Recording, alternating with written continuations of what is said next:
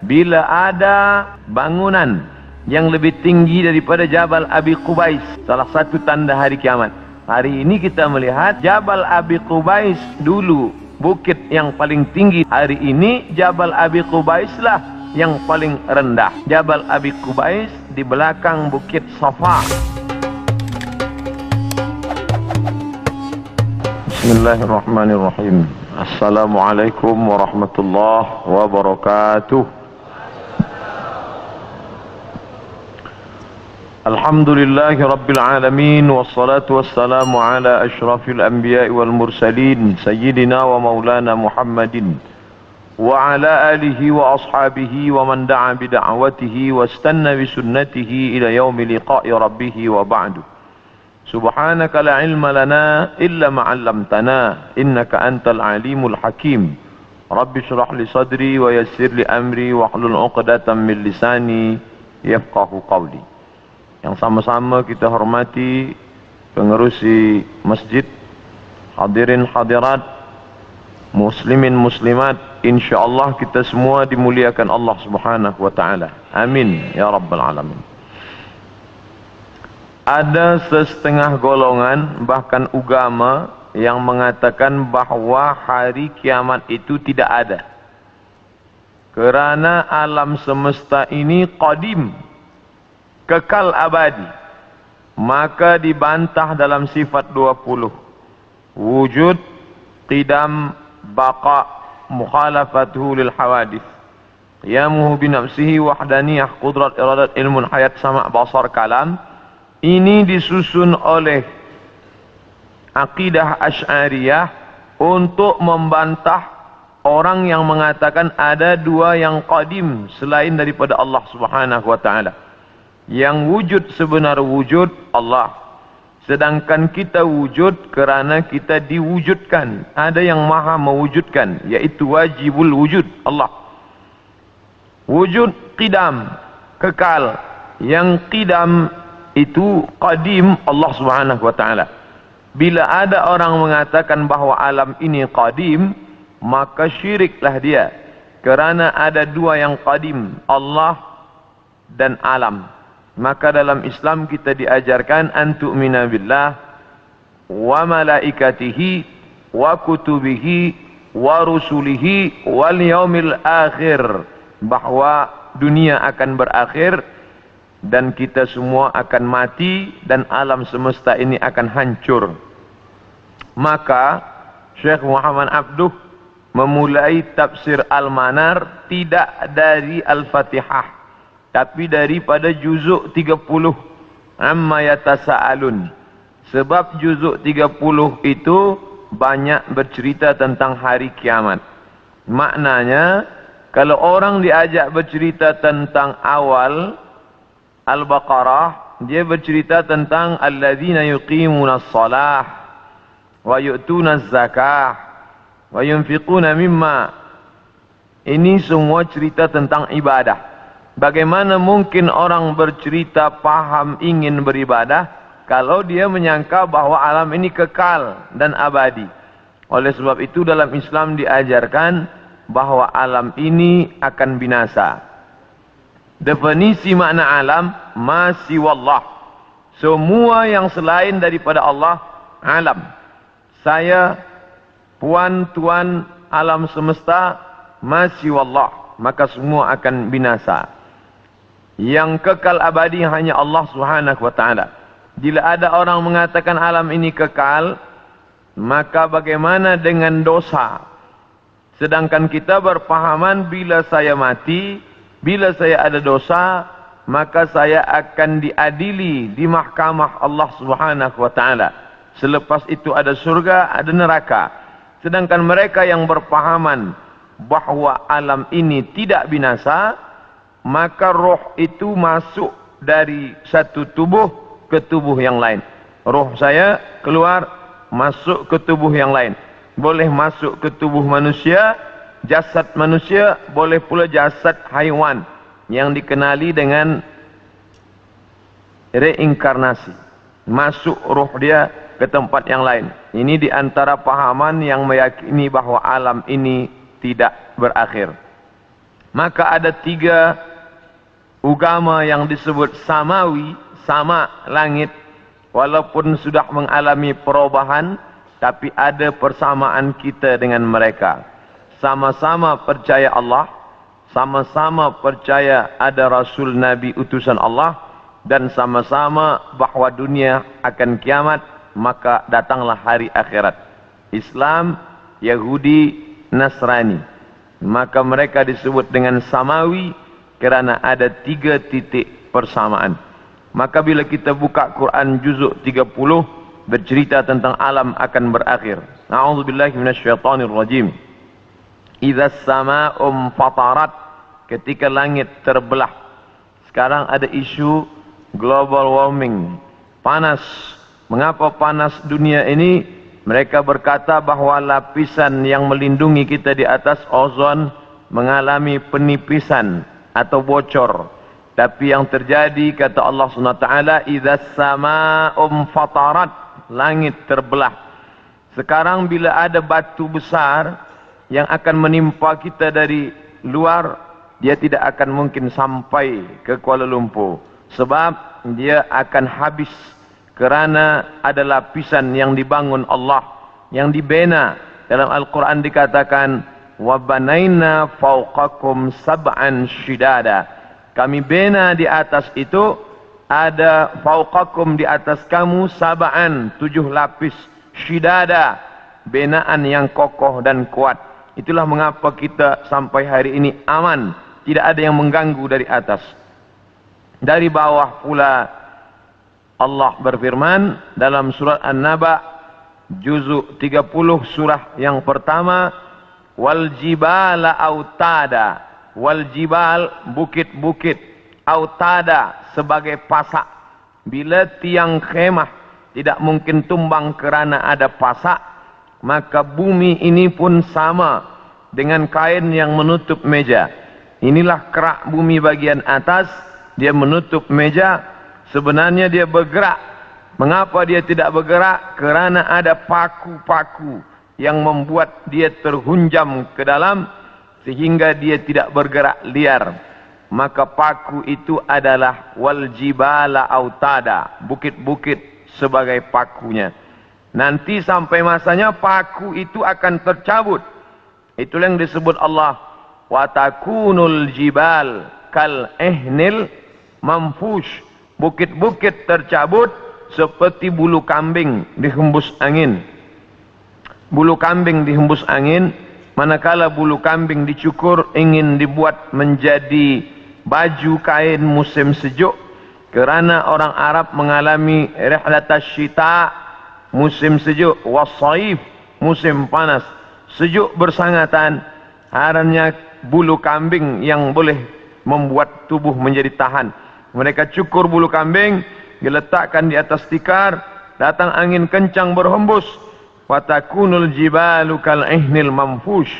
Bila bulu kambing, bila bukit-bukit yang besar itu tercabut seperti bulu kambing, maka bumi pun bergerak dan kita di atasnya pun bergoncang. Itulah yang dikatakan dalam Al-Quran, wataran nasa sukara. Engkau pandang manusia itu sukara, mabuk. Wa ma hum bisukara. Sebenarnya mereka tidak mabuk. Bila kita tengok ada orang mabuk, dia berjalan bergoncang, begitulah bayangan nanti hari kiamat terjadi. Wa taran nasa sukara, engkau lihat mereka mabuk. Wa ma hum bisukara, sebenarnya bukan mereka itu mabuk. Walakinna azaballahi syadid, tapi azab Allah amat sangat keras sehingga seakan-akan mereka mabuk. Kerana bumi bergoncang, daun-daun bertiup dan pokok-pokok kayu tumbang. Idza as-samaa'u fatarat wa idzal kawakibun tasarat. Apa yang ada bintang gemintang seperti tasbih yang diputus, maka berjatuhanlah dia. Wa idzal biharu fujirat. 13 tahun yang lampau tsunami menyerang Aceh, meninggal lebih 200.000 orang. Itu baru satu pantai yang naik ke atas. Bagaimana bila idzal biharu fujirat, semua lautan ini naik ke darat? Kita tahu bahawa alam ini lebih banyak laut daripada darat. Nah, laut ini naik ke atas darat. Wa idzal biharu fujirat wa idzal quburu bu'athirat. Ketika yang dikubur dibangkitkan, alimat nafsun, maka saat itu sadarlah diri, ma qaddamat wa akharat, apa yang sudah dia lakukan. Itulah gambaran dalam Al-Quran, dalam banyak surah. Idza syamsu kuwirat, ketika matahari digulung. Idza sama'u fatarat, kita langit terbelah. Dari mulai surat An-Naba sampai An-Nas, itu kebanyakan bercerita tentang hari kiamat. Maka saya sendiri pernah mengajarkan tafsir surah-surah pendek. Kerana dengan mengkaji tafsir surah pendek ini, juzuk 30, membangkitkan rasa takut kepada Allah, memahami bahawa alam ini akan berakhir dan dunia akan kiamat. Nah, yang jadi masalah bila dia terjadi. Maka datanglah seorang sahabat bertanya kepada Nabi Muhammad sallallahu alaihi wasallam, "Ya Rasulullah, mata sa'ah, bila kiamat itu terjadi?" Nabi tak jawab. Itu menunjukkan bahawa Allah tidak berikan wahyu kepada Nabi untuk menetapkan hari, menetapkan hari, bulan, tahun. Nabi tidak menjawab, tapi Nabi balik bertanya, "Ma'adat talaha?" Siapa tadi yang bertanya? Manakala Nabi menyampaikan tazkirah, orang ini bertanya, "Mata sa'ah?" Nabi diam saja. Nabi terus berikan tazkirah. Selepas itu baru Nabi tanya, "Aina sa'il?" Siapa yang bertanya tadi? "Saya, ya Rasulullah." Lalu kata Rasulullah, "Ma'adat talaha?" Apa yang sudah kau siapkan untuk hari kiamat itu? Menunjukkan bahawa hari, bulan dan tahunnya tidak diketahui siapapun. Bila hari ini beredar berita bahawa ada tulisan, ada orang yang mengetahui hari kiamat, maka bercanggah dengan Quran dan sunnah Rasulullah sallallahu alaihi wasallam. Kerana Nabi tidak pernah membicarakan itu kepada Sayyidina Abu Bakar, Umar, Uthman wa Ali wa an kulli sahabati Rasulillah ajma'in. Sedangkan Al-Quran jelas-jelas, a'udzubillahi minasyaitonir rajim, yas'alunaka 'anis sa'ati ayyana mursaha. Mereka bertanya kepada engkau tentang hari kiamat, bila terjadinya. La ya'lamuha illahu, tidak ada yang tahu kecuali hanya Allah Subhanahu wa ta'ala. Tapi masalah tanda-tandanya, maka Nabi banyak bercerita.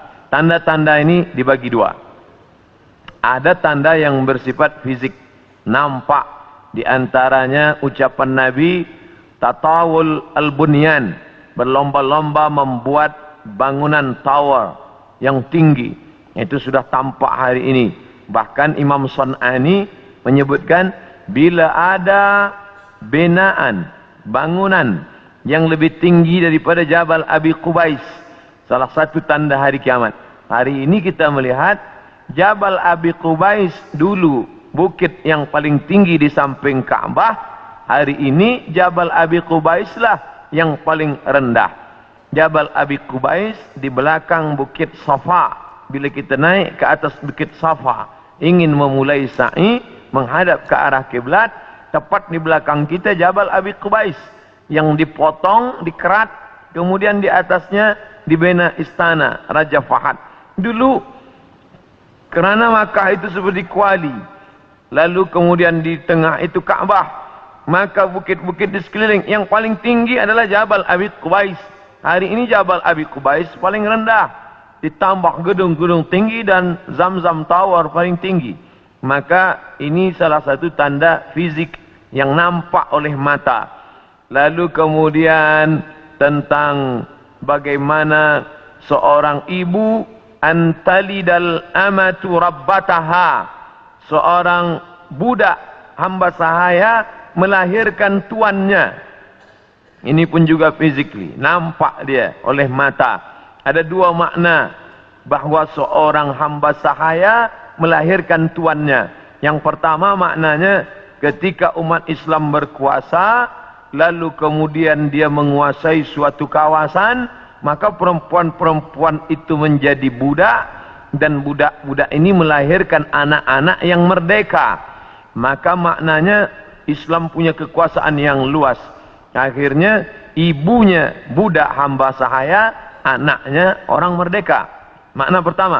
Sedangkan makna yang kedua adalah antalidal amatu rabbataha, maknanya seorang ibu melahirkan anak dan anaknya menderhaka sehingga seolah-olah ibu menjadi budak dan anak menjadi tuan. Ini pun fisik, nampak dengan nyata. Saya termasuk suka mengkaji tanda-tanda yang tampak, tapi sebenarnya yang lebih condong daripada hadis-hadis itu adalah bukan benda, tapi condong kepada maknawi, makna yang terkandung di balik suatu ucapan Nabi sallallahu alaihi wasallam. Maka pada kesempatan ini kita akan bahaskan satu daripada banyak hadis diriwayatkan oleh Abdurrahman ibnu Sakhar ad-Dawsi atau biasa dikenali dengan nama Abu Hurairah radhiyallahu an. Hadis ini ada dalam kitab Sahih Al-Bukhari. Apa kata Nabi? La taqumus sa'ah. Hari kiamat tidak akan terjadi hatta hingga yuqbadal ilmu. Yang pertama, dalam hadis ini ada 6 tanda. Ini yang akan kita bahaskan. Yang pertama, yuqbadal ilmu. Ilmu dicabut. Innallaha la yaqbidul ilma intiza'an. Allah tidak mencabut ilmu seperti mencabut pokok kayu dengan akarnya sekali. Lalu bagaimana ilmu itu tercabut? Bi mautil ulama, dengan meninggalnya ulama. Ketika Imam Syafi'i meninggal, maka berapa cabang ilmu hilang.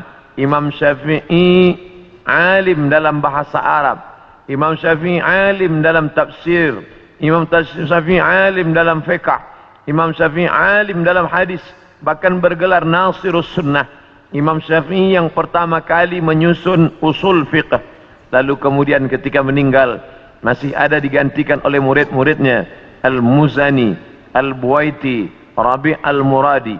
Tapi kemudian makin ke bawah, maka hilanglah ilmu, maka yang muncul orang jahil yang kemudian dianggap sebagai orang berilmu. Wal'iyazubillah, na'udzubillah. Maka saya pribadi tak pernah berkata menurut paham saya, menurut pendapat saya, kerana saya takut tergolong dalam orang yang disebut Nabi al-juhala, orang jahil tapi seperti berilmu. Zahirnya orang menyangka berilmu padahal tidak. Maka selalu saya mengambil pendapat ulama. Menurut pendapat Imam Syafi'i, menurut pendapat Imam An-Nawawi, menurut pendapat Ibnu Hajar Al-Asqalani, menurut Imam Az-Zahabi, menurut Imam Jalaluddin Abdul Rahman As-Suyuti, untuk menyelamatkan diri daripada juhala. Na'udzubillah. Maka nanti kata Nabi SAW, sebelum hari kiamat bermunculanlah juhala kerana pandai berbicara, kerana berpakaian ulama. Al-juhala yalbisuna libasal ulama. Orang jahil tapi memakai pakaian ulama, pandai berbicara, lalu orang menyangka dia alim, padahal dia tak lebih daripada orang dhalla wa adalla, sesat dan menyesatkan. Sebenarnya kiamatnya sudah terjadi pada isinya, tapi alamnya belum kiamat besar. Maka kata ucapan Nabi SAW dalam suatu hadis, idza wussidal amru ila ghairi ahlihi, bila diberikan suatu perkara bukan kepada ahlinya, bukan kepada orang yang faham, fantaziris sa'ah, maka tunggulah kiamat. Makna kiamat di situ bukan kiamat alam semesta, tapi kiamat isinya. Bila pembinaan masjid ini diberikan kepada orang yang tidak pakar, tidak memiliki kepakaran pada bidang itu, fantaziris sa'ah, maka tunggulah sa'ah, kiamat, hari kiamat. Makna kiamat di situ bukanlah kiamat alamnya, tapi isinya sudah kiamat. Begitu juga dengan ucapan Nabi tentang masalah idza waqa'a ala ahadikumul qiyamah, bila terjadi kiamat pada salah seorang kamu, wa fi yadihi fasilah, di tangannya ada anak korma, falyaghrisha, tanamlah, kerana dia akan menanam itu, lalu kemudian dia mati. Bagaimana mungkin kiamat terjadi pada satu orang? Maka makna kiamat dalam hadis ini, alamnya tidak kiamat, tapi orang itu mengalami kiamat, maknanya mati dia. Na'udzubillah. Oleh sebab itu maka bahwa kiamat sudah terjadi pada isinya, ya, kerana banyaknya orang jahil. Oleh sebab itu alhamdulillah kita di Malaysia masih ada para ulama, masih ada para mufti, masih ada para habaib. Maka kita datang ke majlis-majlis mereka, hindari majlis-majlis orang-orang jahil yang tidak diketahui sanad ilmunya, yang tidak diketahui dapat dari mana, bahkan mendakwa mendapat dari mimpi. Langsung berjumpa dengan Syekh Abdul Qadir Al-Jilani, langsung saja terus mendapatkan zikir talqin dari Rasulullah sallallahu alaihi wasallam tanpa bersanad, tanpa berguru. Padahal para imam mengajarkan kita ada namanya sanad. Al-isnad minad din. Sanad itu bahagian dari agama. Laulal isnad, kalaulah bukan kerana sanad, laqala man syaa ma syaa, maka orang mudah saja berkata sesuai kehendak hawa nafsunya.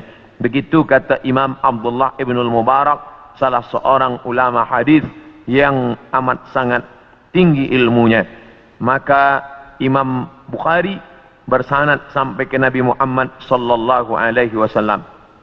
Imam Bukhari mendapatkan hadis itu dari gurunya, namanya Abdullah ibn Maslamah. Abdullah ibn Maslamah mendapatkan dari gurunya, namanya Malik bin Anas. Malik bin Anas mendapatkan dari gurunya, namanya Abu Zinad. Abu Zinad mendapatkan dari gurunya, namanya Al-A'raj. Al-A'raj mendapatkan dari gurunya, namanya Abu Hurairah. Abu Hurairah mendapatkan dari gurunya, namanya Sayyidina wa Maulana Muhammad sallallahu alaihi wasallam. Dan di antara sanad itu mesti diteliti pula, orang ini mestilah adil. Makna adil menjauhi dosa besar, menghindari dosa kecil. Lawan daripada kata adil adalah fasik. Wallahu la yahdil qaumal fasiqin. Allah tak berikan hidayah kepada orang yang fasik. Adapun orang yang adil tapi dia tidak dhabit, tidak kuat ingatannya, maka dia juga tidak layak diambil ilmu daripadanya. Oleh sebab itu apa kata Imam Malik bin Anas, guru Imam Syafi'i? Makamnya di Baqi di samping Masjid Nabawi, meninggal tahun 179 Hijrah. Aku berjumpa dengan 70 orang di dalam masjid ini, maksudnya Masjid Nabawi di Madinah. Andai aku minta satu di antara mereka berdoa, maka turun hujan, saking makbulnya doa mereka. Tapi tidak aku ambil hadis satu pun dari ke-70 orang itu.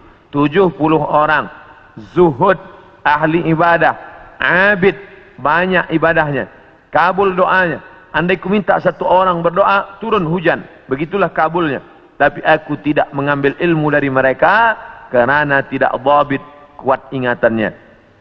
Begitulah ulama menapis supaya jangan sampai mengambil ilmu daripada orang jahil. Kerana di antara tanda kiamat adalah yuqbadal ilmu, bahwa ilmu dicabut Allah subhanahu wa ta'ala. Maka bila kita masih ada kajian-kajian khas tafsir, khas fiqh, khas usul fiqh, khas hadis, maka kita hadir, kita dengarkan, kita fahami, kita rakamkan, kita share, maka dia bagian dari dakwah. Tapi bila itu sudah tampak banyak menebar, sebenarnya salah satu daripada tanda hari kiamat. Yang kedua, wa taksuruz zalazil, banyak terjadi zalazil. Zilzal, gempa. Zalazil, gempa. Maka kita lihat idza zulzilatil ardu zilzalaha, bila sudah digoncangkan bumi itu, wa akhrajatil ardu athqalaha, dan dia menggoncangkan lalu keluarlah isi yang ada di dalamnya. Dulu terjadi juga gempa, faj'alna 'aliyaha safilaha, kami jadikan bagian dalam naik ke atas, bagian atas turun ke bawah. Amtarna 'alaihim, kami hujani mereka, bihijaratin, dengan batu, min sijilin mandud, dari tanah liat yang terbakar. Sudah lama terjadi, tapi hari ini terjadi lebih banyak lagi di banyak-banyak tempat. Bahkan gempa tak lagi terhitung, hari ini terjadi di sini, hari ini terjadi di sini. Ini menunjukkan bahawa salah satu dari tanda-tanda itu sudah muncul mengingatkan kita. Apakah dengan terjadinya ini lalu kita stres, setelah ini lalu kita tidak beraktiviti, lalu setelah ini kita tidak lagi beramal. Bukan begitu makna memahami tajuk kajian kita ini. Dengan memahami tanda hari kiamat, bukan menyuruh kita berhenti bekerja, bukan menjadikan kita menjadi tidak bersemangat untuk mencari nafkah, malah judul tajuk kita siang ini membuat kita semakin bersemangat untuk beramal soleh, karena kita akan tetap mati menghadap Allah, maka yang dibawa serta adalah amal-amal. Makanya dalam sebuah ungkapan, bukan hadis Nabi, i'mal lidunyaka, beramallah untuk duniamu, ka'annaka ta'ishu abada, seakan-akan kau hidup untuk selamanya. Wa amal li akhiratika, beramallah untuk akhiratmu, ka'annaka tamutu ghadan, seakan-akan kau mati besok. Maka siang ini kita salat zuhur pukul 1:30, maka seakan-akan inilah zuhur yang terakhir. Saya akan sampaikan tazkirah ini dalam 60 menit.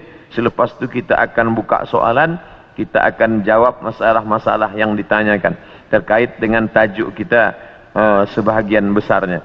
Maka selepas mengkaji tajuk tanda-tanda hari kiamat, bukan membuat kita lalu berhenti beramal, tapi membuat kita makin bersemangat beramal, karena ternyata alam akan berakhir, rumah yang besar akan hancur, kereta tak dibawa serta, yang dibawa hanyalah illal ladina amanu, iman, wa amilus salihat, dan amal-amal saleh.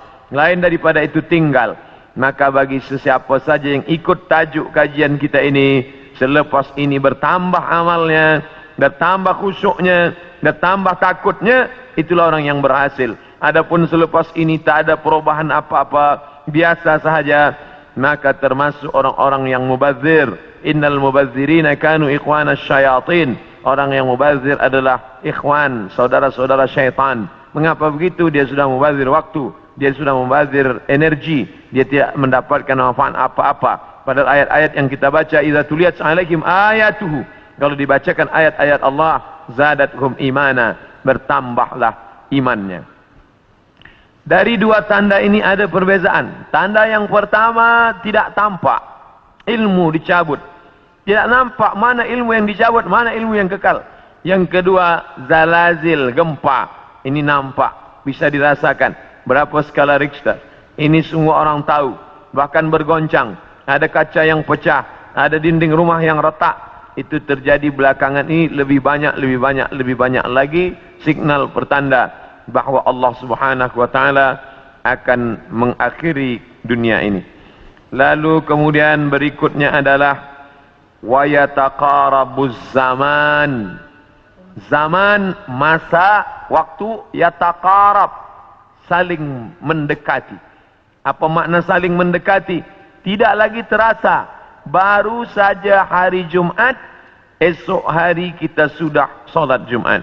Baru saja Idul Adha, kita sudah membeli kambing dan sapi untuk Idul Adha berikutnya. Baru saja lepas Idul Fitri, sudah bersiap-siap lagi hendak memasuki bulan Ramadan. Itu kita rasakan sekarang. Apakah sebenarnya waktu itu berkurang? Waktu tidak berkurang. 24 jam, 12 jam siang, 12 jam malam. Dari dulu sampai begitu. Lalu mengapa terasa yataqarabuz zaman? Kerana ada alat-alat yang membuat kita merasa cepat. Dengan tumbuhnya alat-alat elektronik, datangnya internet, sehingga zaman begitu cepat tak terasa. Dulu orang duduk lama terasa, baru berakhir petang hari. Tapi hari ini tak terasa. Petang siang malam, petang siang malam berputar begitu cepat.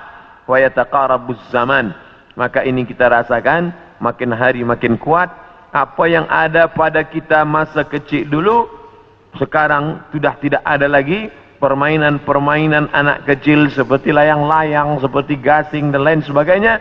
Orang sudah bermain digital semua, dan hilanglah permainan yang mengambil masa waktu ini. Lalu kemudian waktu semakin pendek, dan puncanya adalah orang sudah tidak lagi peduli kepada jiran tetangga, tak lagi memperdulikan masa, sehingga hilanglah apa yang diberikan Allah.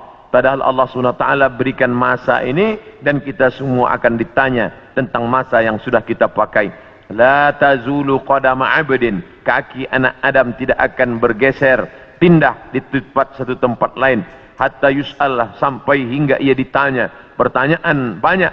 La tus'alunna yawma idzin 'anil na'im, kamu akan ditanya tentang banyak pertanyaan, tapi satu di antara pertanyaan itu adalah an umrihi fima afnah, umur kemana saja kamu pakai. Maka pertanyaan yang paling banyak tak dapat dijawab oleh manusia adalah umur, usia, kemana saja kau pakai yang dititipkan Allah subhanahu wa ta'ala. Wa yataqarabuz zaman, waktu semakin dekat. Yang keempat, wa tazharul fitan, banyak terjadi fitan. Fitan jamak daripada fitnah.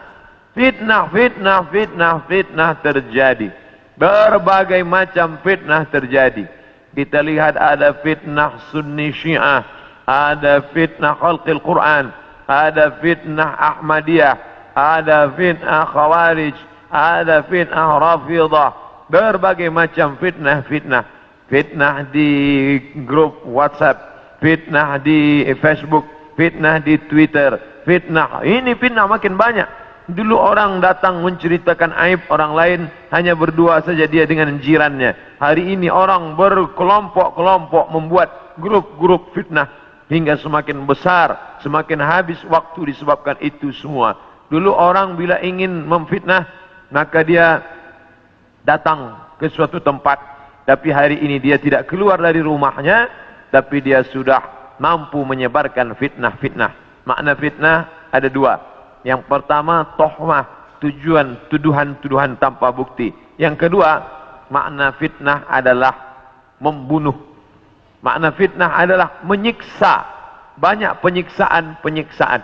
Berapa kali kita tidak sanggup menyaksikan video bagaimana penyiksaan muslimin di Rohingya. Bagaimana anak-anak gadis Rohingya dijual, lalu kemudian di India dijadikan sebagai orang-orang tidak baik. Bagaimana penyiksaan yang dilakukan oleh Burma kepada muslimin Arakan Rohingya. Bagaimana kemudian yang terjadi di Palestina hari ini, sampai hari ini tetap berlanjutan terus. Na'udzubillah. Maka betul kata Nabi SAW, kalau sudah dekat masa hari kiamat, maka yang terjadi adalah yaksurul fitan, maka banyaklah fitnah terjadi. Makanya selalu sebelum salam kita katakan, Allahumma inni a'udzubika min azabi jahannam, jauhkan kami daripada azab jahannam, wa min azabil qabri, daripada azab kubur, wa min fitnatil mahya wal mamat, jauhkan kami dari fitnah hidup dan mati. Fitnah mati, azab. Dua fitnah mati, azab kubur dan kemudian azab di akhirat.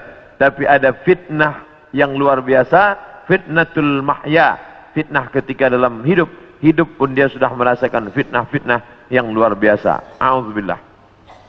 Yang selanjutnya, yang kelima, yaitu yaksurul haraj. Haraj, kata Nabi, wa huwal qatslu, pembunuhan yang banyak. Bagaimana mereka boleh menghabisi kaum muslimin bertetangga dekat. Slobodan Milosevic ingin menghabisi semua etnis Bosnia Hersek, habis semuanya.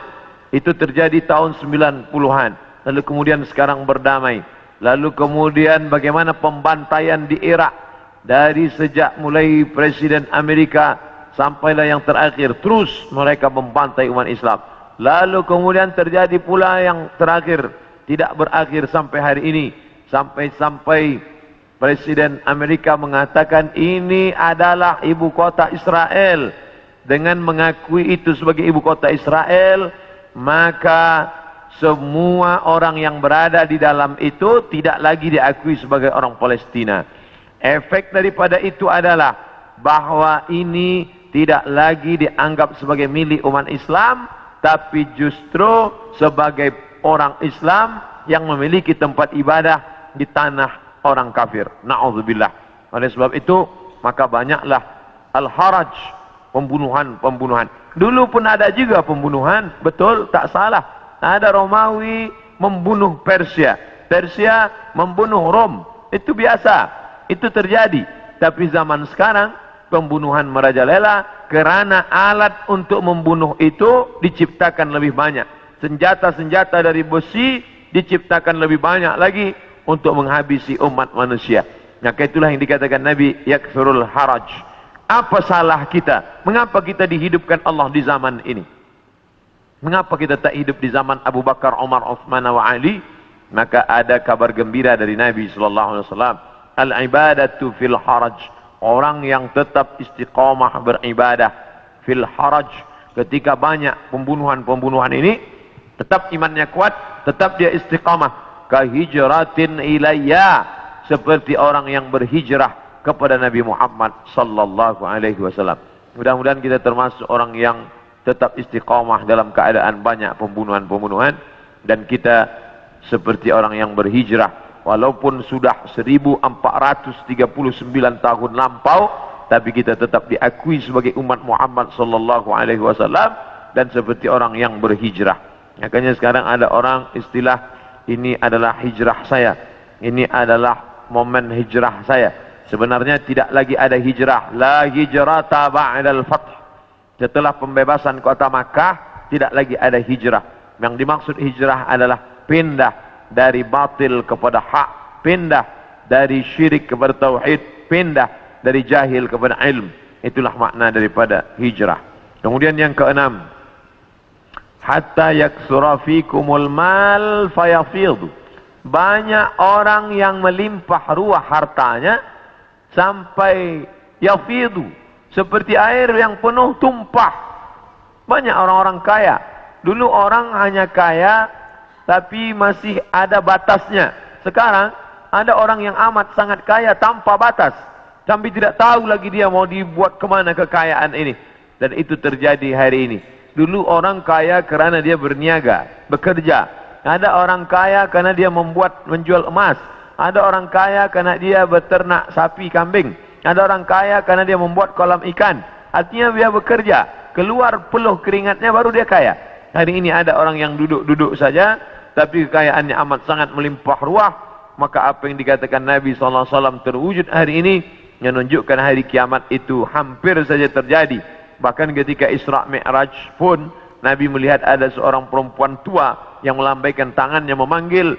Lalu Nabi bertanya kepada Jibril alaihissalam, siapa itu Jibril? Jibril menjawab, itulah dunia yang sudah tua. Walaupun sudah tua, dia tetap berhias kerana dia tak ingin tua. Dunia dengan usianya yang tua, hampir kiamat, dia tetap berhias dengan perhiasan-perhiasan harta benda, dengan benaan-benaan yang besar. Tapi sebenarnya dia semakin tua, dan sampai masanya terjadilah apa yang dikatakan Allah Subhanahu wa taala, hancur semuanya, berkeping tak bermakna sama sekali. Maka ini salah satu tanda yang dikatakan Nabi sallallahu alaihi wasallam. Kemudian hadis berikutnya disebutkan juga dalam Sahih Al-Bukhari. Apa kata Nabi SAW? Tetap dari Abu Hurairah. La taqumus sa'ah, tidak terjadi hari kiamat, hatta yanzila fikum ibnu Maryam, sampai datang anak Maryam. Yang dimaksud dengan anak Maryam adalah Nabi Isa alaihissalam, hakaman muqsitan, sebagai seorang hakim yang adil. Mungkin keadilan susah didapatkan dari manusia yang condong kepada harta dan hawa nafsu. Tapi kerana dia seorang nabi, bukankah dia sudah mati, meninggal dunia? Barrafa'ullah. Wa ma qataluhu, mereka tidak berhasil membunuhnya. Wa ma salabuhu, mereka tidak berhasil menyalibnya. Walakin syubbiha lahum, ada orang lain yang diserupakan wajahnya dengan Isa. Dialah Yudas Iskariot, dialah Yahuza, yang kemudian ditangkap oleh tentera daripada Yahudi yang benci akan Isa, dan mereka menyalibnya di tiang Golgota, dan mereka mengatakan inilah dia. Maka kata Allah, wa ma qataluhu yaqina, mereka tidak yakin seyakin-yakinnya tentang itu. Sampai akhirnya pada tahun 324 terjadilah konsili, pertemuan ijtima, pertemuan seluruh pendeta-pendeta, dan mereka berhasil menyepakati di sebuah kota bernama Nisea. Sekarang letaknya di Turki. Yang dulu kota itu besar, dibina oleh seorang raja bernama Konstantinopel. yang kemudian kota itu dirubah oleh Muhammad Al-Fatih menjadi kota Islambul. Islambul, kota Islam, negeri Islam yang berubah menjadi Istanbul. Maka di sana ada satu tempat bernama Nisea. Di Nisea inilah mereka bersepakat bahwa Isa adalah anak Tuhan. Bagian, padahal itu tidak ada disebutkan dalam Injil, tidak ada dalam wahyu Allah Subhanahu wa taala. Yu'arrifunal kalima amma wadhihi, mereka merubah-rubah kalimat yang ada dalam kitab suci sesuai dengan kemauan kehendak hawa nafsu mereka. Maka mereka tidak berhasil membunuhnya. Barrafa Allah mengangkatnya dan dia belum meninggal dunia sampai masanya menjelang hari kiamat. Nabi Muhammad SAW bercerita bahwa Nabi Isa ini akan turun menjadi pemimpin yang adil. Apakah dia membawa syariat baru lalu menasakh syariat Muhammad SAW? Tidak. Dia menghidupkan lagi sunnah-sunnah Rasulullah SAW. Dia menjadi imam di masjid. Dia mengajak orang solat berjamaah. Dia tetap menegakkan syariat Muhammad. Dia tidak menasakh apapun kerana dia datang sesudah Nabi Muhammad. Maka dia sendiri pun ikut syariat Nabi Muhammad sallallahu alaihi wasallam. Dia tidak hanya sebagai seorang ulama, dia tidak hanya sebagai orang yang faham agama, tapi dia menjadi hakaman muqsitan, sebagai pemimpin yang adil. Dia yang akan memimpin dunia. Bila ini terjadi, maka hari kiamat akan segera tiba. Ini termasuk tanda yang fizik, yang nampak, yang orangnya langsung. Tempat turunnya disebutkan di sebuah masjid bermenara warna putih di Damaskus, Syam. Maka di antara doa Nabi SAW, Allahumma barik lana fi Syamina, Allahumma barik lana fi Syamina. Ya Allah, berikanlah berkah di negeri Syam. Negeri Syam disebut negeri yang penuh dengan barakah. Subhanalladzi asra bi'amrihi lailan minal masjidil haram ilal masjidil aqsa alladzi barakna haulahu. Kami berkahi tempat itu linuriyahu min ayatina, karena kami ingin menunjukkan ayat-ayat kami kepada orang yang tidak percaya kepada ayat-ayat. Bahwa Nabi Isa datang tidak membawa syariat baru, tapi dia membatalkan syariat yang sudah dirubah oleh para pendeta. Di antaranya mereka mengatakan bahwa Nabi Isa meninggal dunia tergantung di pelang salib. Maka dibantah. Fayaksirus salib, dia menghancurkan salib. Salib bahasa Arab, salib bahasa kita, palang salib. Maka Nabi Isa datang menghancurkan salib. Ini menunjukkan bahwa akidah salib itu batil, tidak dibenarkan. Karena andai dia benar, pasti Nabi Isa melanjutkannya. Yang menghancurkannya Nabi Isa sendiri. Yang mengatakan itu patung dia, maka itu dibantah oleh Al-Quran. Wa ma qataluhu, mereka tidak membunuhnya. Wa ma salabuhu, mereka tidak menyalibnya. Walakin syubbiha lahum, ada orang lain yang diserupakan dengannya. Bila ada orang berkata, kamu jangan kaji-kaji agama kami, jangan bahas-bahas agama kami, urus sajalah agama kamu. Lakum dinukum waliyadin. Kami tidak mungkin membahas agama kamu kalau Allah tidak menyebutkannya dalam Al-Quran. Allah menyebutkan tentang yang kamu katakan sebagai Tuhan itu dalam beberapa surah. Al-Fatihah, Al-Baqarah, Ali Imran. Ali keluarga, Imran. Imran punya anak bernama Maryam. Maryam punya anak laki-laki bernama Isa. Dan Imran punya istri bernama Hannah. Hannah punya saudari perempuan, melahirkan anak laki-laki bernama Yahya. Dan Yahya punya ayah bernama Zakaria. Maka inilah keluarga yang kecil. Ada Imran, ada Hannah, ada adik Hannah, adik yang melahirkan Yahya, nama suaminya Zakaria. Dan Hannah melahirkan anak perempuan bersama Maryam. Dan Maryam punya anak laki-laki bernama Isa alaihissalam. Ini keluarga orang baik-baik. Ini keluarga orang yang saleh. Dan mereka itu tidak pernah mengaku dirinya Tuhan. Mal Masih ibnu Maryam illa rasul. Al-Masih tak lain tak bukan hanyalah seorang rasul. Qad khalas min qablihi rusul. Yang sebelumnya sudah ada rasul-rasul. Adam, Idris, Nuh, Salih, Ilyas, Ilyasa, Zakaria, Musa, Yahya, Zulkifli, Daud, Sulaiman, Ayub. Semuanya meninggal dunia. Maka Nabi Isa alaihissalam pun juga akan meninggal. Hanya saja dia meninggal tidak seperti Nabi yang lain. Hidupnya habis, berakhir. Nabi Isa akan datang sekali lagi dan dia akan menghancurkan salib-salib. Berikutnya, wa yaqtulul khinzir, dia akan membunuh babi. Apa makna membunuh babi? Kerana mereka menghalalkan babi, seakan-akan babi itu halal, padahal Nabi Isa tidak makan babi. Lalu siapa yang merubah ajaran Isa sehingga mereka menghalalkan babi? Maka yang merubah adalah Paulus. Kata Paulus, sejak Isa disalib menebus dosa manusia, maka semua binatang menjadi halal. Begitu juga dengan khitan. Nabi Ibrahim berkhitan, turun kepada Nabi Musa berkhitan, turun kepada Nabi Isa berkhitan. Tapi dispesongkan, diselewengkan oleh Paulus. Paulus yang bernama Saul tidak pernah belajar kepada Isa, tapi lalu kemudian mengaku diangkat sebagai rasul oleh Isa, maka disebut namanya dengan Rasul Paulus. Maka ini dibantah oleh Al-Quran sama sekali. Maka Ibrahimu Yahudian, Ibrahim bukan Yahudi, wala Nasranian, Ibrahim bukan Nasrani, walakin syubbiha lahum, walakin kana hanifan musliman, dia seorang muslim, hanifan, condong kepada kebenaran, musliman, muslim, wa makana minal musyrikin, dia tidak mempersekutukan Allah Subhanahu wa taala. Sedangkan Yahudi dan Nasrani mempersekutukan Allah. Yahudi mempersekutukan Allah dengan Uzair. Wa qalatil yahudu Uzairun ibnullah, orang Yahudi berkata Uzair anak Allah. Sedangkan Nasrani mempersekutukan Allah dengan Yesus, dengan Isa. Wa qala an-nasara al-masih ibnullah, Nasrani berkata Al-Masih anak Allah.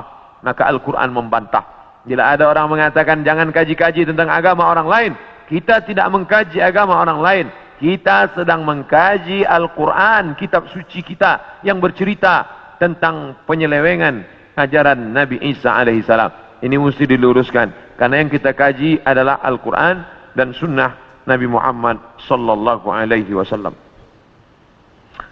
Wa yada'ul jizyah, Nabi membatalkan jizyah, upeti, pajak yang sebelumnya diterapkan oleh Raja Romawi dan Persia. Mereka hidup dengan cawan-cawan emas, pakaian sutra, tempat tidur yang tebal, dengan banyak-banyak pasangan, dengan istana yang megah.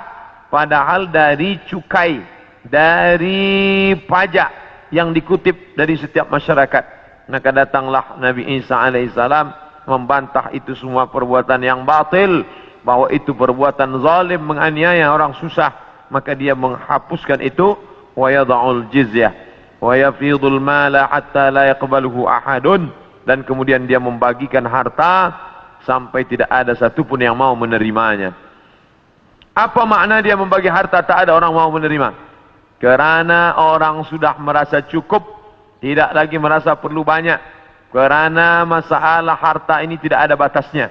Lau kana libni Adam wadiyan min zahab, seandainya manusia itu memiliki satu lembah daripada emas, ini ada bukit, di sini ada bukit, ada tanah yang turun ke bawah, tempat bercocok tanam, lalu kemudian berubah dia menjadi emas, maka manusia tidak pernah berkata cukuplah emas yang banyak ini, tidak, tapi dia akan berkata mana lagi, mana lagi. Dia terus meminta, walan tamla fahu illa turab, sampai mulutnya diisi tanah, masuk ke liang lahat, barulah dia merasa cukup, barulah dia katakan enough, barulah dia katakan cukup, tidak lagi lebih daripada ini. Maka oleh sebab itu ketika Nabi Isa alaihissalam membagikan harta, ini harta, harta, harta, dia katakan tidak, kami tidak mau menerimanya, karena kami tidak ingin mati membawa harta, tapi kami ingin mati membawa amal yang saleh. Kita lanjutkan. Yang terakhir, hadis masih dari Abu Hurairah radhiyallahu anhu, kitabnya Sahih Bukhari. La taqumus sa'ah, tidak akan terjadi hari kiamat, hatta tuqatilul yahud, sampai kalian memerangi orang Yahudi, hatta yaqulul hajar, sampai batu berkata, batu besar tempat orang bersembunyi dari serangan musuh, batu itu berkata, apa kata batu itu? Hadza Yahudi ya Muslim, hadza Yahudi ya Muslim, hai tentara Muslim, hadza Yahudi warai, ini di belakangku ini ada seorang Yahudi, faqtulhu, bunuhlah dia. Faqtulhu, bunuhlah dia. Ada satu yang tidak membela umat Islam, dan itu adalah syajaratul gharqad, pohon gharqad. Pohon yang batangnya tunggal ke atas, tidak terlalu banyak cabang, dan dia daunnya panjang-panjang. Masih ada sekarang, mereka tanam banyak-banyak. Ini membuktikan sabda Nabi SAW benar, tidak salah sedikit pun.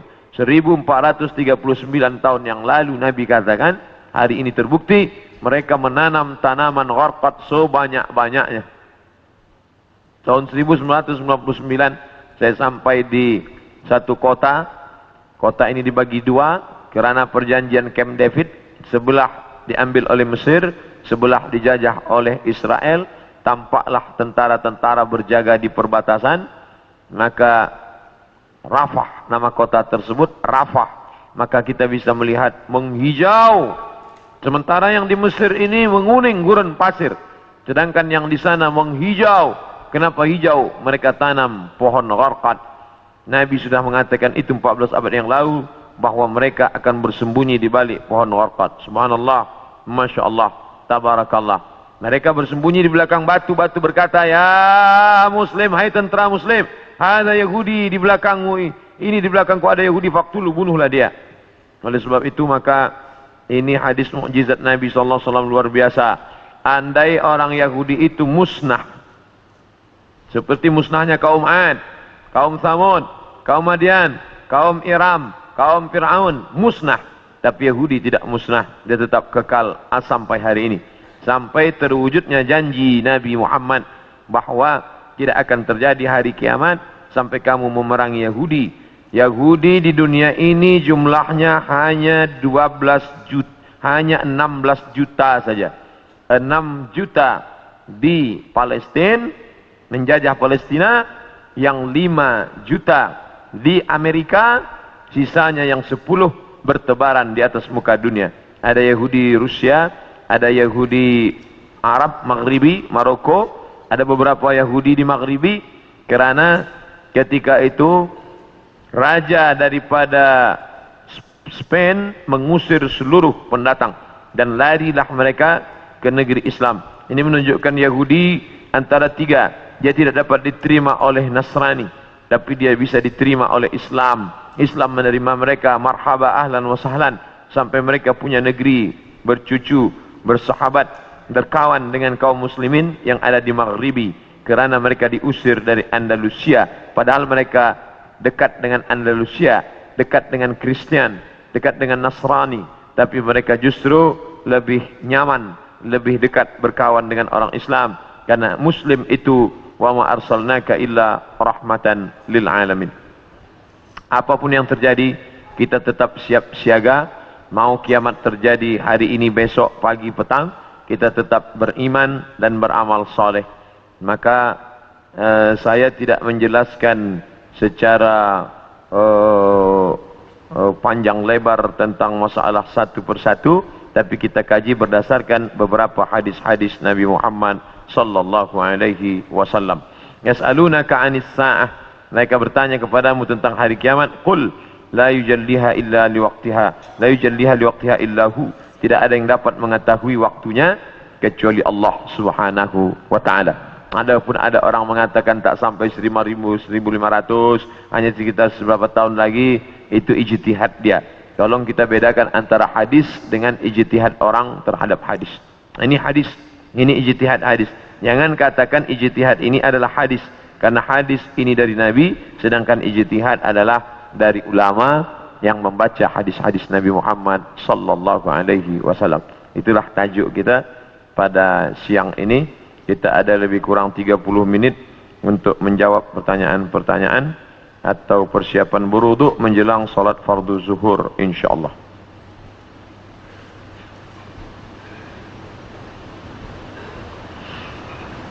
Apa hukum membaca Quran digital? Quran dulu tidak ada di kertas. Quran itu bukan kertas yang turun melayang-layang. Quran adalah suara. Suara yang didengar oleh Nabi Muhammad. La tuharrik bihi lisanaka lita'ajala bih. jangan engkau gerakkan mulutmu ya Muhammad. Nabi tidak menulis, Nabi buta huruf.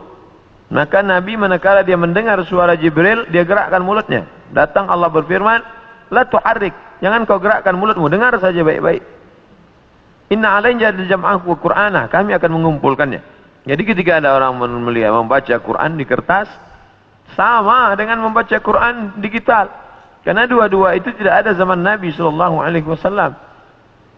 Baru ada Quran dalam 30 juzuk dari surat Al-Fatihah sampai surat An-Nas, itu pada masa Khalifah Abu Bakr As-Siddiq ketika dia mengutus para tentara untuk membunuh nabi palsu bernama Musailamah Al-Kadzab, nama kampungnya di Yamamah. Lalu meninggallah 70 penghafal Quran. Khawatir Quran ini akan musnah, maka dibukukan menjadi satu. Bagi yang membaca Quran melalui buku tulisan, baik. Bagi yang membaca dari handphone juga tetap baik. Adakah perlu mengambil wudhu untuk memegang Quran digital? Tulisan Al-Quran nampak jelas dia. Jelas, ini tulisannya dipegang. Sedangkan tulisan yang ada di dalam sama seperti tulisan yang dimasukkan ke dalam kaca. Kita melihatnya dari balik kaca. Apakah orang yang memegang Quran dari balik kaca dia mesti berwudu? Maka memegang Quran dalam bentuk tulisan yang zahir, la yamassuhu illal mutahharun, tidaklah menyentuhnya kecuali orang yang mutahharun, orang yang bersuci, berwudu, maka afdal berwudu. Adapun orang yang membaca Quran maka tidak disyariatkan wudu karena tidak zahir, tidak nampak, dia bisa hilang. Dia bisa hilang. Oleh karena tetapi membaca Qurannya, bezakan antara memegang mushaf Al-Quran, mushaf namanya, sedangkan ini tidak mushaf. Bezakan antara memegang mushaf dengan membaca Quran. Adapun memegang mushaf maka berwudu. Adapun membaca Quran maka tidak berwudu pun boleh. Tapi afdal berwudu supaya turun rahmat Allah Subhanahu wa taala. Adakah berdosa melangkah handphone yang ada Quran digital? Gelap, mati, sedang tidak ada. Lalu dia langkah, maka tidak apa-apa. Atau dia membawa masuk ke dalam toilet, maka tidak apa-apa. Tapi manakala dia sedang ada, nyata, tampak, ada tulisannya, maka dia tak boleh langkah. Dia boleh dia letak di lantai, tak boleh dia hinakan, tak boleh dia caci maki, tak boleh dia bawa masuk ke dalam. Maka kalau dia sedang ada tulisan, bisa boleh dibaca. Alif lam mim dzalikal kitabul la raiba fih. Dia bawa masuk ke dalam, haram karena tampak. Tapi manakala dia sedang off, gelap, tak ada, maka boleh dia bawa masuk ke dalam. Sama seperti kita membawa otak kita ke dalam toilet. Memang di dalam ini tidak ada Quran 30 juzuk, tapi juzuk 30 insyaAllah ada dalam. Tidak mungkin kita masuk ke dalam, kepala kita tinggalkan, otak kita tinggalkan. Yang tidak boleh itu kita keluarkan isinya masa di dalam. Masa kita di dalam kita keluarkan isinya. Bismillahirrahmanirrahim. Itu baru tak boleh. Begitu juga dengan rakaman-rakaman MP3 yang ada di dalam. Dia sedang off, boleh. Tapi manakala dia sedang berbunyi, bersuara, bergambar, maka tidak boleh.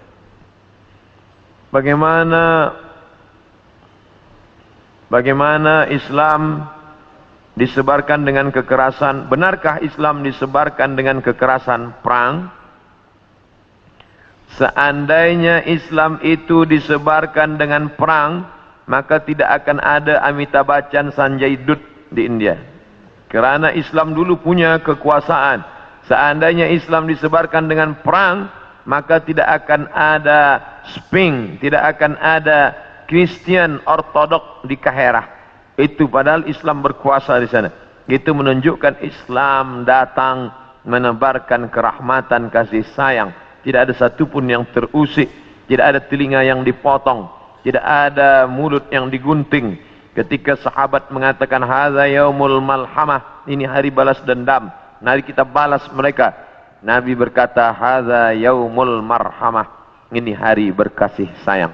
Disitulah turun ayat idza jaa nasrullahi wal fath wa ra'aitan nasa yadkhuluna fi dinillahi afwaja fasabbih bihamdi rabbika wastaghfir innahu kana tawwaba. Berapa tahun Nabi berkuasa? Berapa tahun sahabat berkuasa di Palestina? Mengapa gereja masih tetap berdiri? Mengapa tidak ada mereka yang dibunuh? Itu menunjukkan fitnah bahwa Islam disebarkan dengan kekerasan dan perang. Bagaimana hukum orang Islam mengambil upah membuat tempat ibadah orang kafir? Bersyubhat. Maka tidak boleh. Ini terkait dengan masalah ibadah. Nabi pindah dari kota Makkah menuju Madinah. Penunjuk jalannya itu Ibnu Uraiqid, non muslim. Boleh, tak masalah. Nabi tidak ada gandum. Nabi gadaikan baju besinya, dia pinjam gandum sebanyak 30 sa'. 30 sa', satu sa' 3 kilogram. 3 darab 3, 90.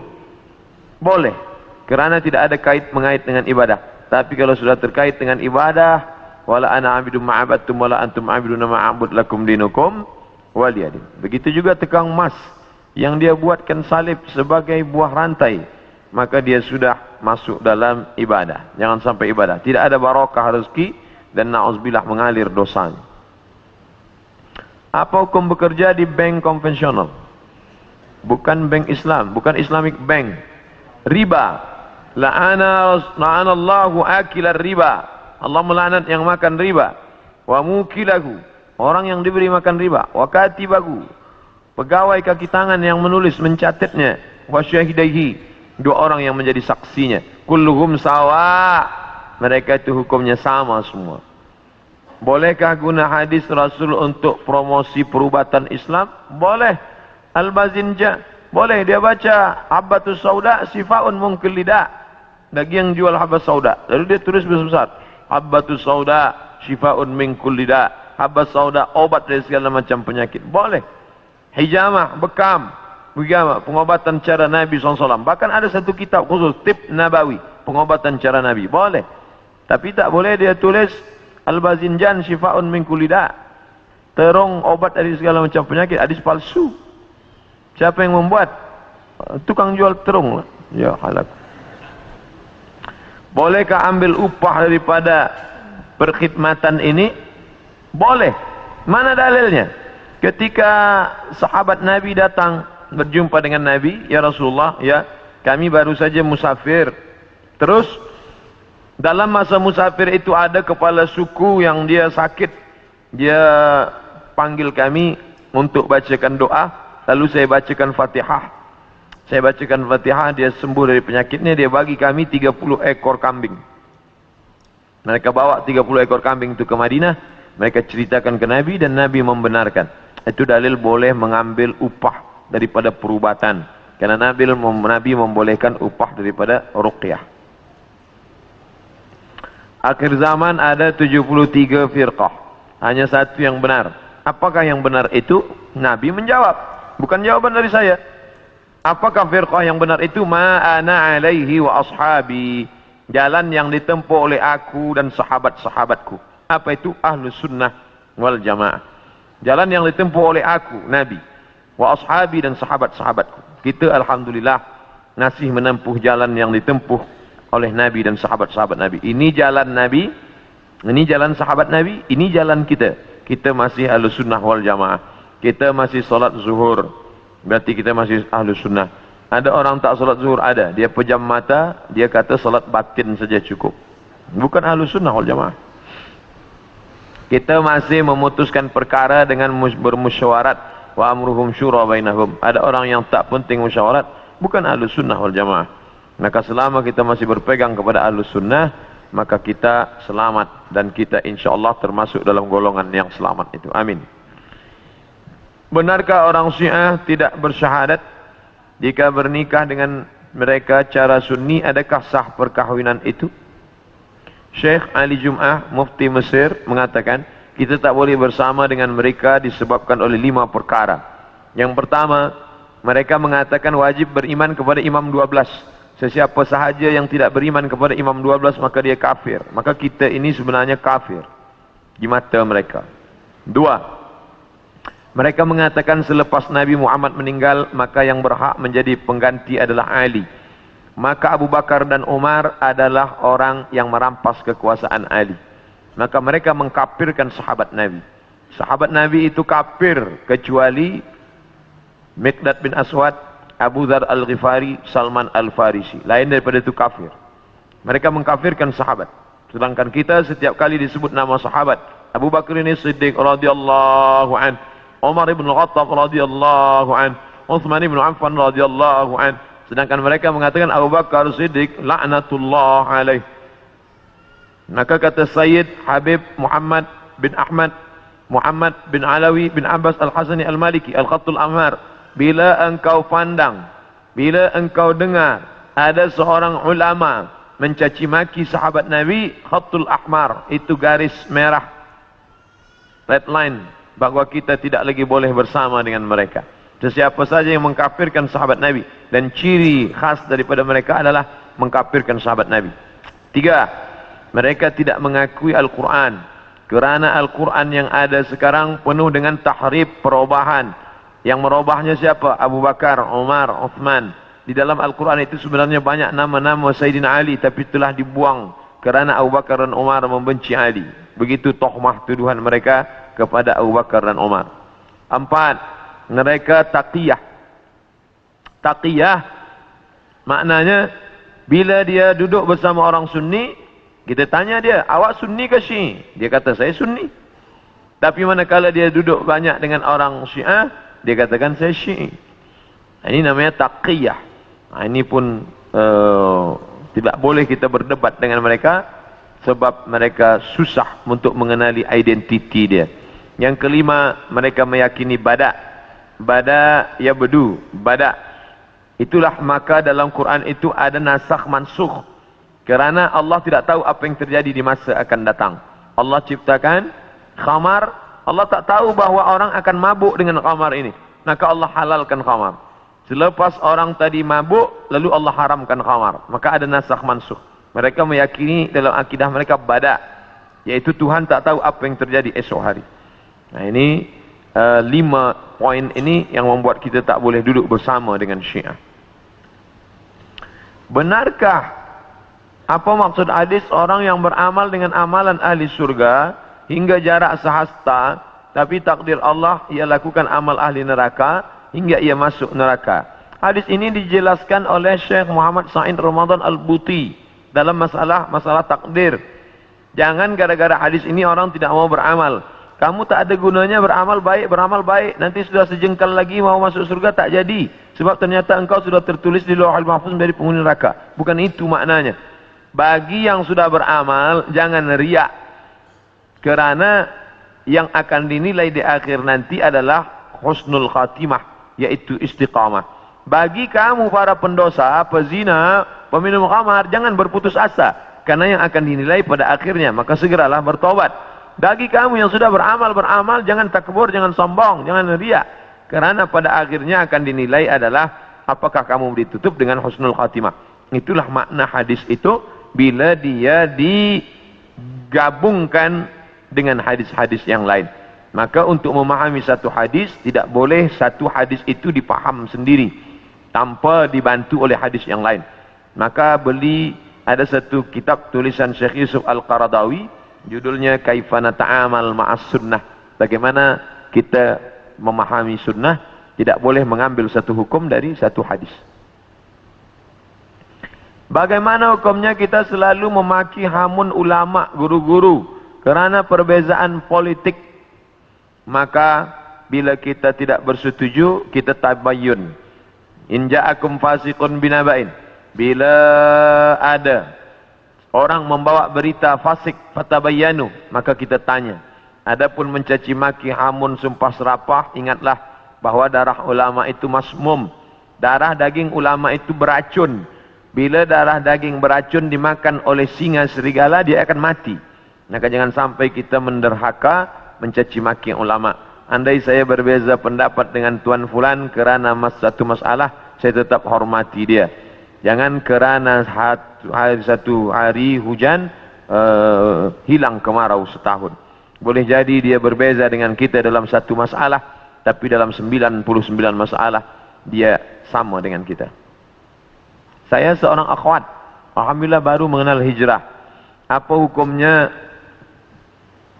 menonton video Aku Kamu Satu yang berisi motivasi ajakan untuk hijrah dan mengingat kematian. Kerana dengan video itu kebanyakan teman-teman saya sadar.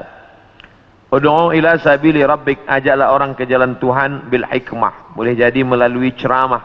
Ada orang dapat hidayah melalui ceramah. Ada orang dapat hidayah melalui puisi. Ada orang mendapat hidayah melalui filem religi. Ada orang mendapat hidayah melalui lagu nyanyian. Banyak-banyak cara. Maka bagi pemuda-pemuda yang memiliki bakat, ada aktiviti dia yang dia punya keahlian, kepakaran, maka yang boleh membuat video-video pendek bagaimana orang boleh tergugah hatinya kerana ada orang yang tak gemarkan ceramah tapi dia boleh suka pada video yang boleh membuat dia ingat kepada mati, ingat kepada orang susah. Banyak sekali kita lihat di internet, YouTube yang boleh menggugah perasaan manusia sehingga dia kembali kepada taubat nasuha. Ketika muncul Dajjal masih ada peluang untuk dia bertaubat. Bagaimana nak selamatkan golongan-golongan yang sudah terpengaruh untuk kembali ke pangkal jalan? Ad'u ila sabili rabbik, ajak orang ke jalan Tuhan. Man ra'a minkum munkaran, sesiapa yang melihat kemungkaran, falyughayyirhu biyadihi, rubah dengan tangan. Ajak dia, tarik dia. Fa illam yastati' fa bilisani, kalau tidak sanggup bilisan, dengan lidah. Fa illam yastati' fa biqalbi, kalau tak sanggup maka dengan hati. Wa dzalika adhaful iman. Maka kita boleh selamatkan dan kita sendiri pula perkuatkan. Tajuk kita nanti malam adalah tentang masalah kedatangan Dajjal. Mana lebih baik, sama ada kita memaafkan orang yang buat salah dengan kita atau kita tuntut pahala mereka di akhirat nanti? Lebih baik maaf, mengikut Nabi Muhammad sallallahu alaihi wasallam. Kerana maaf diambil dari kata afa ya'fu. Hilang sampai tak berbekas sama sekali. Sebagaimana Nabi memaafkan kafir Quraisy. Ketika Nabi sallallahu alaihi wasallam memaafkan kafir Quraisy, pada saat itu tidak ada izhabu, kata Nabi, pergilah kamu antum tulaqa. Pergilah kamu, hai penduduk Makkah, kamu bebas sebebas-bebasnya, pergilah. Wa antum tulaqa. Oleh sebab itu maka kita maafkan. Ada balasan pahala yang tidak dapat dihitung. Apa dia? Maaf. Innama yuwaffas sabiruna ajrahum bighairi hisab. Tanpa dapat boleh dihitung kerana banyaknya. Maka kita maafkan.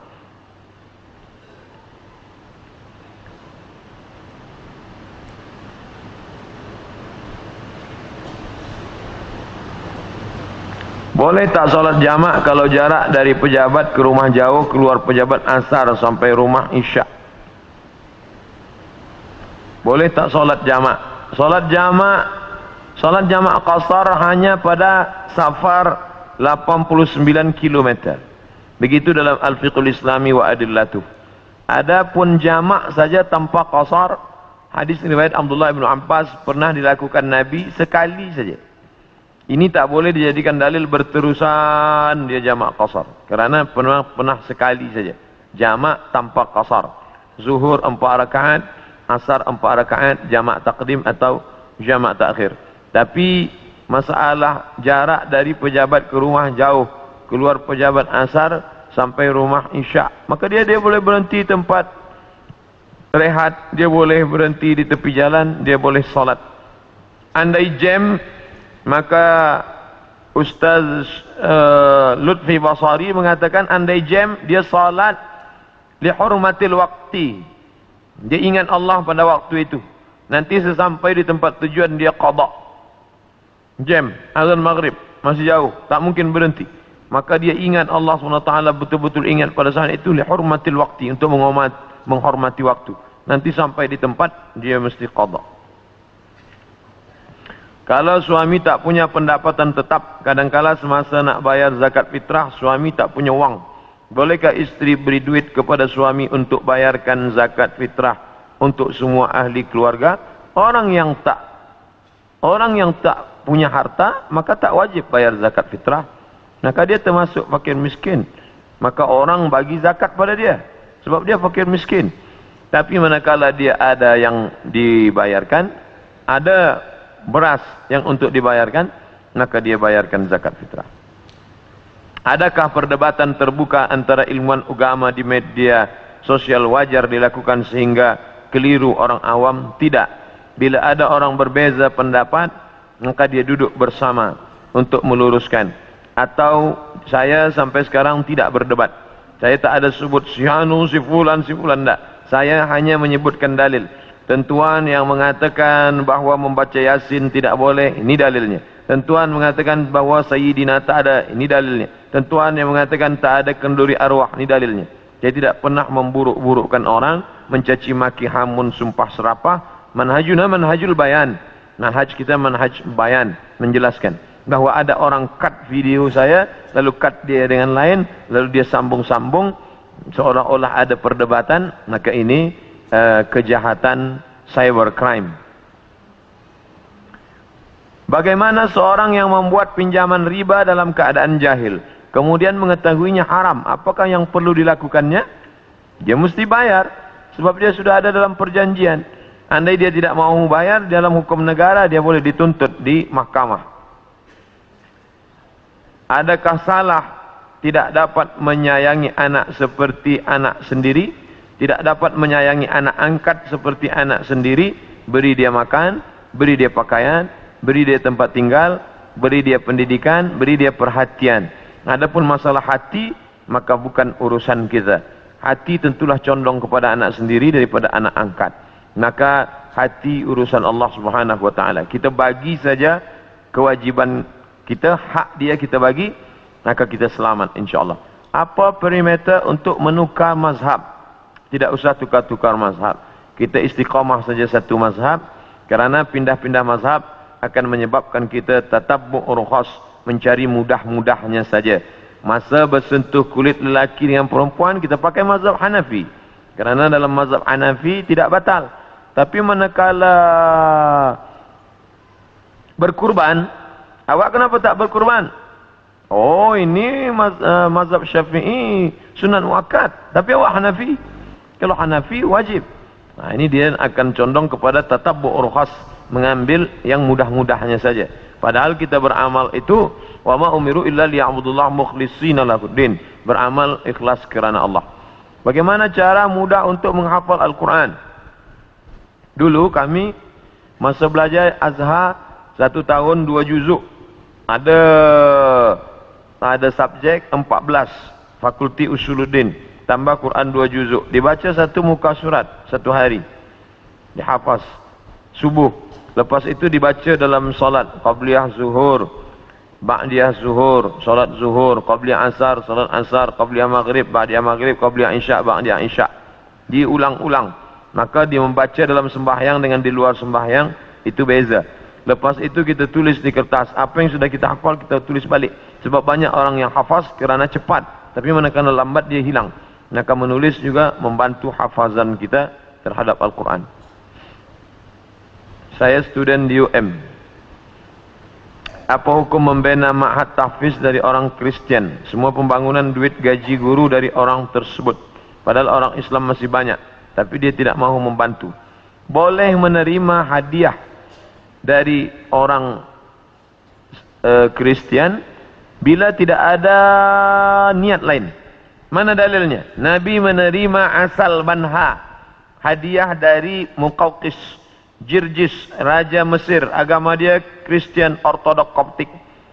Nabi menerima. Nabi menerima hadiah bighal, kendaraan dari Jirjis. Nabi menerima kain putih dari Jirjis. Itu dalil boleh menerima. Tapi hari ini orang memberi tentu ada niat di balik itu. Tidak ada ketulusan. Tidak ada. Pasti ada urusan lain. Pasti ada. Satu masa dia akan bangkit balik. Oleh sebab itu berhati-hati menerima hadiah. Bagaimana tafsiran dari ayat al-fitnatu asyaddu minal qatl? Siksa lebih keras daripada pembunuhan. Itu maknanya. Al-fitnah di sini bukan tohmah, bukan tuduhan tanpa bukti, tapi makna fitnah di sini adalah siksa. Siksaan, tuduhan, caci maki, hamun, sumpah serapah lebih menyakitkan daripada pembunuhan. Sebab kalau orang dibunuh sekali mati. Tapi manakala dia dibakar, disiksa, dirajam, dicambuk, maka lebih menyakitkan daripada pembunuhan. Tidak benar orang berdalil mengatakan al-fitnatu asyaddu minal qatl. tuduhan engkau kepada aku lebih menyakitkan daripada kematian. Apakah ada wali kutub itu? Konsep tentang wali kutub ini dari Ibnu Arabi. Kata dia ada imaman, ada satu wali induk, wali kutub. Lalu di bawah itu ada imaman, 2 imam. Lalu di bawah itu ada lagi 4 wali. Lalu selepas itu ada najabah, ada nuqabah. Ada 40, ada 300. Satu wali, 2 imaman, ada wali 4, ada wali 40, ada wali 300. Wallahu a'lam bishawab. Jika semasa haid, bolehkah belajar mengaji Iqra? Boleh, kerana Iqra bukan Al-Quran. 4 mazhab sepakat, mazhab Hanafi, mazhab Maliki, mazhab Syafi'i, mazhab Hambali, bahawa perempuan haid tidak boleh membaca Al-Quran. Tapi ada pengecualian. Mazhab Maliki boleh membaca Quran bila perempuan itu mengulangi hafazan. Dia hafaz Quran, satu hari dia ulang 2 juzuk, tapi dia baca dalam hati, dia diam saja, dia baca dalam hati, boleh. Yang kedua, menurut mazhab Hambali, bila dia guru agama, tapi dia baca putus-putus, innallaha la yastahi ayyadriba mathalamma da'udatan fama fawqaha, maka boleh. Suami rajin dengan ceramah tapi tidak salat, mungkin dia baru nak belajar sembahyang. Man taraka salata muta'ammidan, sesiapa sahaja yang meninggalkan salat secara sengaja, faqad kafara jihara, maka kafirlah dia secara nyata. Inna awwala ma yuhasabu bihil 'abdu yaumal qiyamah, yang pertama kali yang akan dihisab nanti pada hari kiamat, salatuhu, sembahyang. Oleh sebab itu maka carilah suami-suami, calon-calon suami, bakal suami yang sembahyang. Kerana bila sudah menikah, susah nak ajak dia sembahyang. Cara atau doa melembutkan hati anak-anak yang mendengar kata. Salat hajat 2 rakaat, lepas itu minta kepada Allah. Kerana doa seorang ibu tidak tertolak, mintakan khas pada sujud. Tapi jangan diucapkan di mulut, kerana tidak boleh melafalkan bahasa selain Arab manakala dalam sembahyang. Aqrabu ma yakunul 'abdu min rabbih wa huwa sajid. Seorang dekat dengan Allah manakala dia sujud. Aktsiru fihi doa, perbanyaklah doa manakala kita sujud. Mintalah kepada Allah Subhanahu wa taala apa-apa yang dimintakan. Salah satunya adalah supaya anak ini lembut hatinya dan mau dia mendengar cakap kita, supaya anak ini menjadi para penghafal Al-Quran, selamat dia daripada riba, selamat dia daripada zina, selamat dia daripada segala perbuatan yang keji dan mungkar. Apa hukum suami tak percaya sama isteri simpan wang?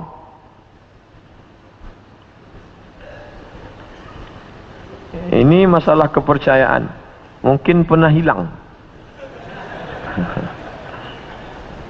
Oleh sebab itu maka amanah. Ayatul munafiqi salatun, tanda orang munafik ada 3. Idza haddatsa kadzaba, bila bicara dia dusta. Wa idza wa'ada akhlafa, bila berjanji dia engkar. Wa idza tumina khana, apabila diberi amanah dia berkhianat. Mungkin pernah berkhianat atau dia wallahu alam. Tapi ada baiknya duduklah bersama, bercerita atau konseling, atau ada satu ustaz sebagai penengah duduk. Mengapa awak tak percaya? Apa sebab? Maka bila tidak dibiarkan, dia akan menjadi api dalam sekam. Dia boleh meletup, dia boleh membakar. Na'udzubillah. Oleh sebab itu, ini yang kecil-kecil harus diselesaikan. Kalau tidak akan menjadi fitnah yang besar. Mudah-mudahan kita melalui kaji pada siang ini selamat daripada huru-hara hari kiamat, dan kita semua diberikan husnul khatimah. Ala hadhihi niyah al-Fatihah. A'udzubillahi minasyaitonir rajim. Bismillahirrahmanirrahim. Alhamdulillahirabbil alamin. Ar-Rahmanir Rahim. Maliki yaumiddin. Iyyaka na'budu wa iyyaka nasta'in. Ihdinas siratal mustaqim. Shiratal ladzina an'amta 'alaihim ghairil maghdubi 'alaihim waladdallin. Amin.